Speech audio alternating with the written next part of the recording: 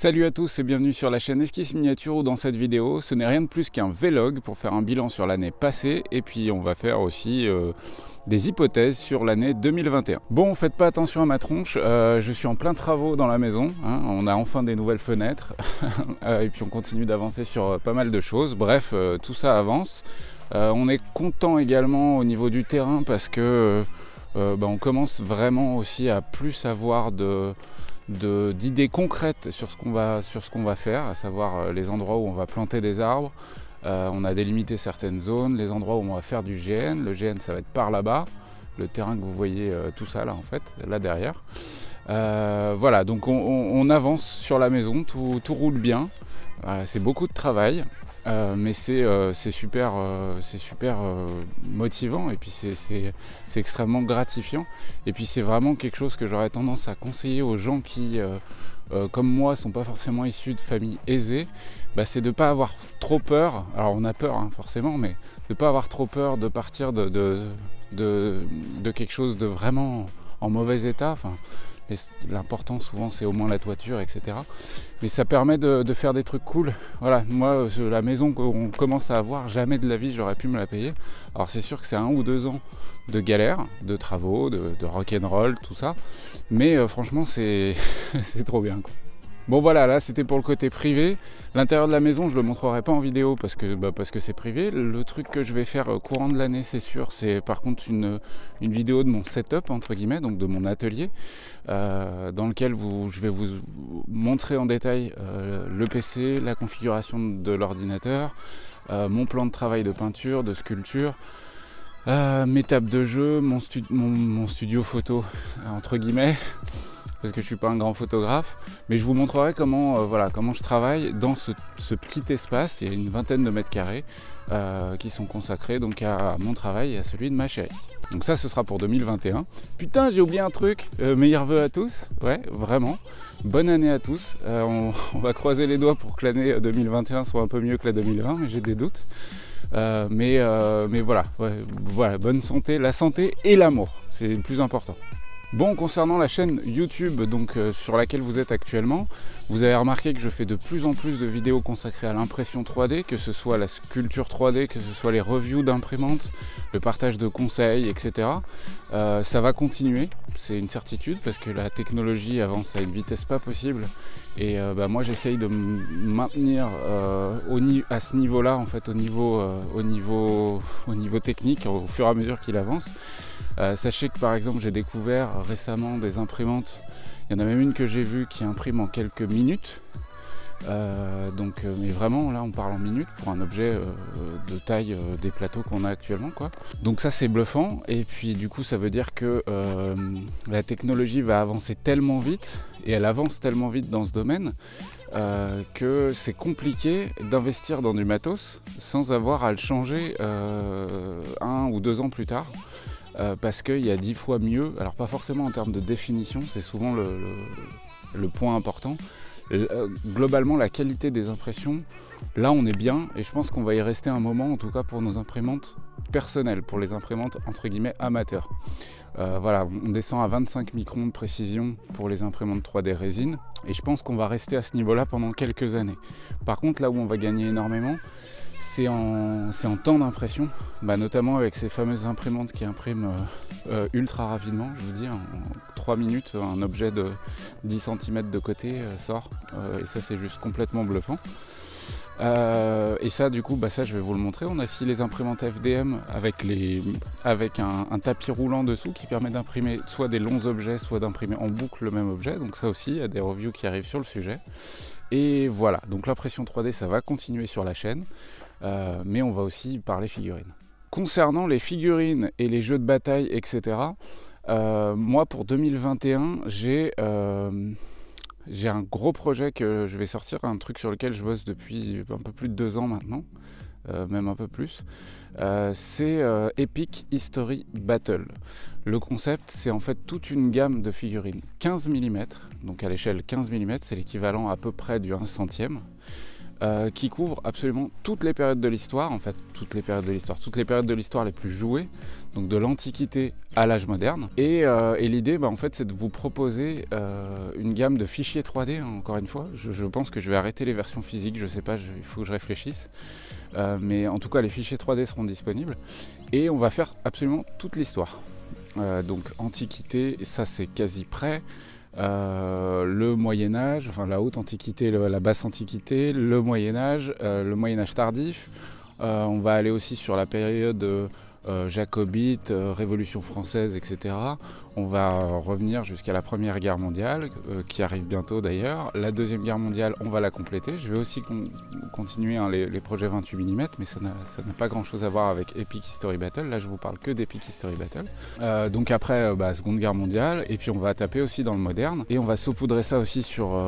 ça arrivera aussi relativement vite, dans les 6 premiers mois de l'année 2021, du fantastique, pour pouvoir jouer des Romains contre des squelettes, pour pouvoir jouer ce genre de délire, et puis évidemment du zombie aussi, en moderne, tout simplement. Et là-dessus, j'ai un truc à vous demander, donc n'hésitez pas dans les commentaires à indiquer, à me dire ce que vous en pensez. En fait, j'ai écrit aussi un système de jeu qui est vraiment en lien avec Epic History Battle, et qui couvre toutes les périodes avec juste une page de règles spéciales consacrées à la période à laquelle on joue. Donc on a les règles de base qui sont valables pour toutes les périodes, et ensuite on a juste une page qui permet d'adapter ça à l'Antiquité ou à l'âge moderne. Ça c'est prêt, et en fait j'ai peur de me lancer dans les règles parce que c'est un milieu extrêmement compliqué. Compliqué parce que déjà on ne peut pas contenter tout le monde. Et ensuite, j'ai pas une capacité de rédaction écrite extrêmement développée, je peux me faire aider par ce genre de choses. Mais est-ce qu'un système comme ça pourrait vous plaire en fait? Un système relativement simple, et je vous la fais courte, il y a un petit truc un peu sexy, c'est que dans le système, vous avez en fait chaque commandant, chaque général d'armée ou chef d'armée, quoi, donc chaque joueur a une espèce de petite réglette de commandant sur lequel il y a tous les dés connus, donc du D4 au D20, donc D4, D6, D8, D10, D12, D20. Votre unité a un grade en D. À chaque fois, c'est des tests en opposition, c'est-à-dire que le joueur adverse ne s'embête pas aussi parce qu'il va falloir qu'il réagisse à votre action à chaque fois. Et la qualité de votre unité, c'est un dé. C'est un type de dé, donc si on est sur du D4, c'est ultra pourri, alors qu'une unité en D20, ce sera quelque chose de très très balèze. Et en fonction aussi des points de fatigue, en quelque sorte, vous allez soit perdre des grades de dés, et du coup diminuer votre qualité en fait, soit avec différents bonus, vous allez pouvoir l'augmenter. Et en fait, vu que c'est un jet en opposition, votre adversaire fait la même chose à chaque fois, en réaction, et on va calculer l'écart entre les deux, et cet écart va déterminer l'issue du combat, du tir, ou de ce genre de choses. Ça, c'est une description très très brève du système, mais est-ce qu'un truc comme ça pourrait vous plaire, un truc qui regroupe tout ça? Donc voilà, pour Epic History Battle, le premier qui va sortir, c'est normalement mi-janvier, et ça va être consacré, le premier qui va sortir, je ne sors pas dans l'ordre de l'histoire, je vais essayer de suivre un peu les courants de passionnés. Donc le premier qui va sortir, c'est la guerre civile américaine, parce que c'est simple, c'est extrêmement simple. Il n'y a pas beaucoup d'unités différentes. Vous allez voir que j'ai fait quand même des centaines de figurines différentes. Des décors, il y en a des pelles. Et donc ça va être guerre civile américaine. Et en fait, si je file là-dessus, c'est que certains d'entre vous ont dû entendre parler du jeu qui est sorti chez Warlord Games, qui s'appelle Epic American Civil War. Donc le terme épique pour le coup est utilisé aussi, c'est aussi en 15 mm, et du coup je vais essayer, je vous mens pas, je vais essayer de surfer un petit peu sur cette vague de gens qui sont motivés à se lancer dans la guerre de sécession. Bon, là j'ai terminé pour les projets, la chaîne YouTube, parce que vous avez vu, je pars dans tous les sens. Donc la chaîne YouTube, on a dépassé les 13 000 abonnés, ce qui est ouf, complètement dingue, puis ça augmente tout seul, alors que là ça fait près de 2 semaines que j'ai pas sorti de vidéo. Le bilan de l'année 2020, c'est qu'en gros, j'ai sorti 150 vidéos en 2020, c'est beaucoup quand même. 150 vidéos, ça fait un peu plus de 10 vidéos par mois. donc c'est quand même beaucoup de taf. Mais c'est quelque chose que j'apprécie faire. Il y a des retours, il y a le Discord sur lequel on discute un petit peu, des rencontres, des tas de rencontres aussi grâce à YouTube et le fait d'être présent, et ça c'est vraiment très très cool. Donc voilà, la chaîne va continuer son chemin. Il n'y a pas de projet particulier en dehors du fait que je vais en faire peut-être un peu plus cette année sur le GN, le milieu du GN, du jeu de rôle grandeur nature, parce que c'est aussi mon autre grande passion, et cette année va être la première année où j'organise un GN sur notre terrain. J'ai été orga sur d'autres GN avant, mais là vraiment sur notre terrain cette année, c'est parti. Et le thème c'est Blood Bowl. D'ailleurs, si jamais le GN Blood Bowl vous intéresse, bon, il ne reste plus beaucoup de place par contre, c'est fin août, le dernier week-end d'août 2021. Ça se passe donc dans l'Ain, dans la Bresse, entre Mâcon et Bourg-en-Bresse. Je vous mets le lien dans la description de la page Facebook. On ne sait jamais, et puis dans tous les cas il y a une liste d'attente, parce qu'il y a des gens qui se désistent, etc. Donc n'hésitez pas à vous inscrire si jamais, parce qu'on va prendre dans l'ordre de la liste d'attente tout simplement. Dernier petit truc que j'aimerais faire, parce que je tiens à les remercier, en fait c'est les tipeurs et les Patreon. Vous avez vu en fait depuis le mois d'août 2020, j'ai lancé un Patreon et un Tipeee. Alors le Tipeee était là depuis longtemps, mais je fournissais rien en échange. C'était juste les gens qui voulaient me faire un don par rapport aux vidéos que je réalise. Là j'ai lancé un Patreon et donc j'ai complété le Tipeee où j'offre exactement la même chose. Tous les mois donc il y a un pack de fichiers 3D à recevoir en échange de 8 € par mois. Après c'est possible toujours de tiper de manière inférieure, 1 € par mois, histoire de m'aider à continuer à réaliser ces chaînes. Vous avez vu ces vidéos, pardon. Vous avez vu, j'ai acheté un petit micro cravate, histoire que la qualité du son soit meilleure. J'espère que c'est pas trop mauvais. Donc voilà, alors je tiens à remercier, là il y a une liste, donc pour ceux qui ne sont pas tipeurs ou Patreon, ça va peut-être être chiant, mais je tiens vraiment à tous les remercier. Raven, merci beaucoup, en plus tu es venu me voir jusqu'ici. On a passé une après-midi ensemble. Personne vraiment super cool, qui m'a fourni un petit peu de matos aussi, du matos photo, du matos son, gratuitement comme ça, des dons, donc c'est vraiment super gentil. En échange, moi je t'ai partagé mes modestes connaissances en sculpture 3D, puisque tu es aussi un petit peu dans ce domaine là, donc Raven, merci beaucoup. Umbre tombe étoile, au début je disais Umbre, mais c'est Umbre en fait. Donc Umbre, merci beaucoup à toi également, je vois pas quoi dire de plus, tes messages sont toujours un plaisir à lire, donc c'est très cool. Ensuite je vais faire une liste un peu plus large, je vais pas rentrer dans le détail de chacun.